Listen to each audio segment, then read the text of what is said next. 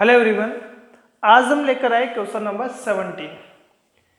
देखो बहुत अच्छा क्वेश्चन है और दो पार्ट इसका ही बोल रहा है। आपसे ये कह रहा है कि बच्चों दो लेयर आपके पास है। क्वेश्चन आप रीड कर लेना, बहुत बड़ा क्वेश्चन था इसलिए मैंने इसका ओनली डायग्राम बनाया। डायग्राम में सारा क्वेश्चन समझा दूंगा, एक्सप्लेन कर दूंगा।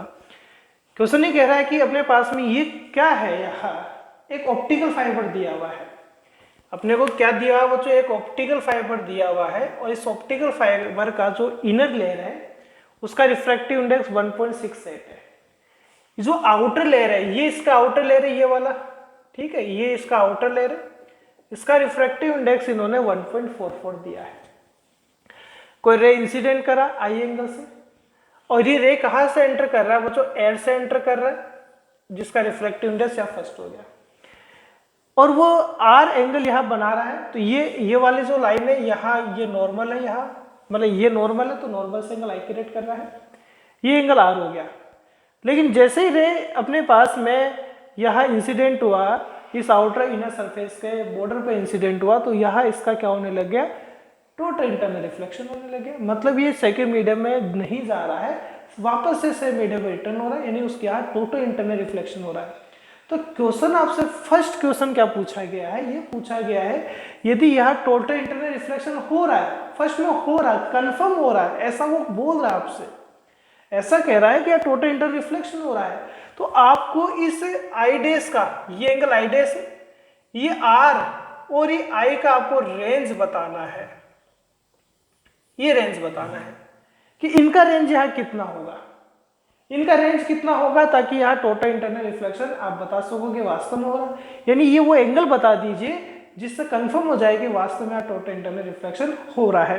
तो चलो रेंज बताने के लिए सबसे पहले बच्चों हम क्या फाइंड आउट करेंगे, हम फाइंड आउट करेंगे, क्योंकि हमें ये पता है for T I R total internal reflection angle of incident या आई डेस, क्योंकि ये वाली रे यार टोटल इंटरनल रिफ्लेक्ट होते हुए जा रही है, ये ग्रेटर देन होना चाहिए बच्चों किससे, क्रिटिकल एंगल से, आईसी या क्रिटिकल एंगल मान लिया।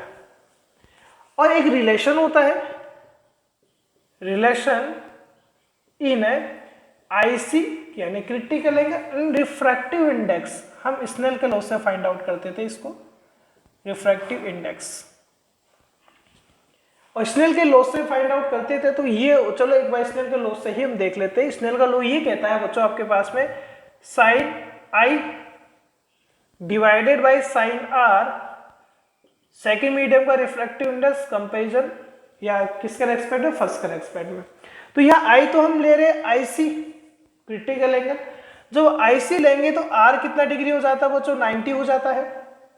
तो यहाँ यदि हम बात करें साइन आईसी क्या हो जाएगा, तो μ2 डिवाइडेड बाई μ1 हो जाएगा। टोटल इंटरनल रिफ्लेक्शन बता रखा है, हमें क्रिटिकल एंगल चाहिए, क्योंकि यदि हमें पता चल गया क्रिटिकल एंगल कितना, तो उससे ज्यादा एंगल पर लाइट यहाँ आ रहा है तो आपके पास टोटल इंटरनल रिफ्लेक्शन वो करेगा। सो यह आईसी क्या रहेगा बच्चों, साइन इनवर्स, और ये क्या रहेगा μ2 डिवाइडेड बाई μ1 रहेगा। क्लियर है यहाँ तक? कैलकुलेशन बच्चों, कुछ कैलकुलेशन आपको करनी पड़ेगी, कुछ मैं बता दूंगा। आईसी ये क्या आ जाएगा बच्चों, साइन इनवर्स μ2 सेकेंड मीडियम, यहाँ कौन है बच्चों 1.44 डिवाइडेड बाई 1.68। आप इसको सोल्व करेंगे वैल्यू को, तो जो रिजल्ट आएगा बच्चों वो आएगा 59 डिग्री का रिजल्ट आएगा। यानी इसका मीन ये हुआ अपने पास में कि ये जो आईडेस है वो ग्रेटर देन होना चाहिए किससे, 59 से। ये आईडेस जो है वो 59 से ज्यादा होगा तो बच्चों यहाँ टोटल इंटरनल रिफ्लेक्शन होगा। अब हम आर की बात करते हैं, आर कितना होना चाहिए, तो देखो ये नॉर्मल है, ये तो आईडेस है। ये वाला ट्राइंगल ले रहा हूं मैं एक बार, ये वाला ट्राइंगल देखते क्या है, ये क्या है बच्चों अपने पास में आईडेस है, ये आर है और ये 90 हो गया, और तीनों का सम 180 होना है।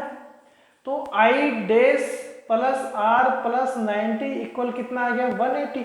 और आईडेस यहाँ ग्रेटर देन वैसे 59 है, प्लस आर फाइंड आउट करना, और ये कितना आ गया 180 आ गया।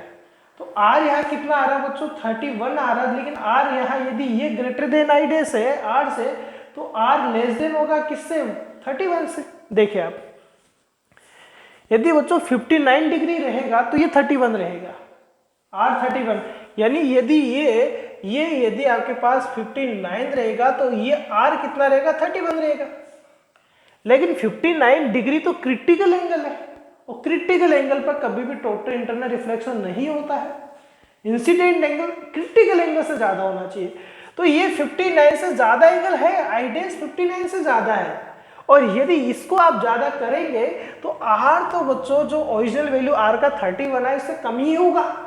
यानी R 31 से कम होगा तभी आई डेश यहाँ 59 से ज्यादा हो सकता है, और तभी टोटल इंटरनल रिफ्लेक्शन होगा। यानी यह क्या समझ में आया कि R का वैल्यू 31 से कम होगा। अब हमें रेंज चाहिए किसका बच्चों, हमें यहाँ रेंज I का भी चाहिए। अब I का रेंज हम फाइंड आउट करते हैं। तो देखो यहाँ I का रेंज क्या है, चलो स्टार्ट करते हैं I के रेंज के लिए। तो I के रेंज के लिए हम स्नेल का लॉ अप्लाई करते हैं, फ्रॉम स्नेल्स लॉ।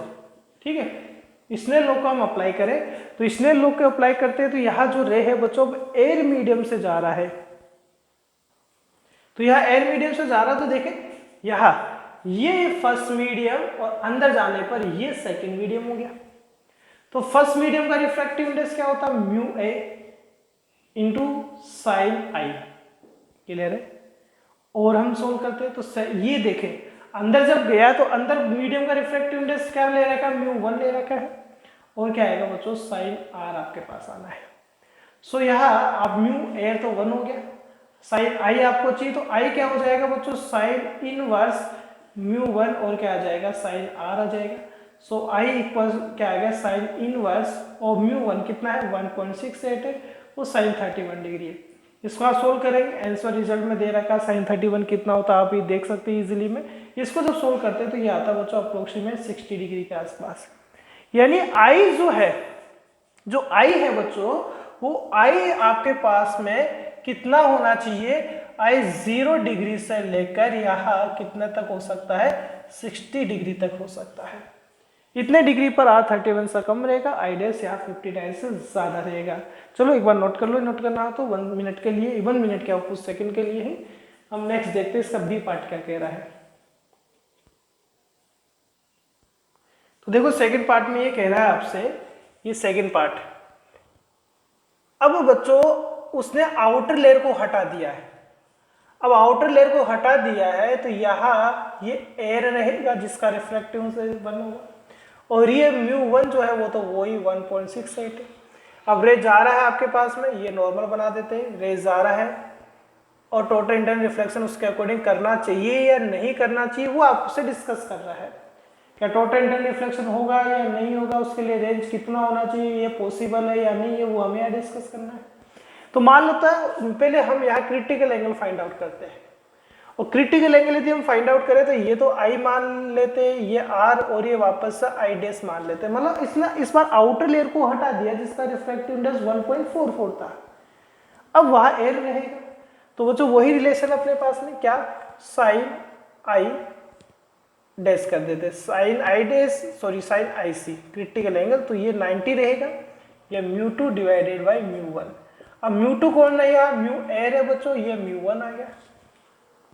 हमें आईसी चाहिए, ठीक है, तो आईसी क्या आ जाएगा, साइन इनवर्स, इसको 1 लिख सकता हूं मैं, एयर का रिफ्रैक्टिव इंडेक्स, और ये आ जाएगा 1 by mu 1। So I dash यहाँ क्या रहेगा, साइन इनवर्स 1 अपॉन म्यू 1 1/0.68।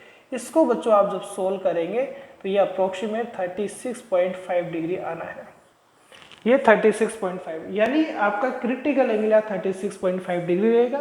यानी हम बात कर सकते हैं आई डैश जो होगा वो 36.5 डिग्री से ज्यादा होना चाहिए। तो ये वाला एंगल कितना रहेगा, आर कितना रहेगा, तो आर कितना रहेगा, लेस देन रहेगा 90 माइनस 36.5 डिग्री।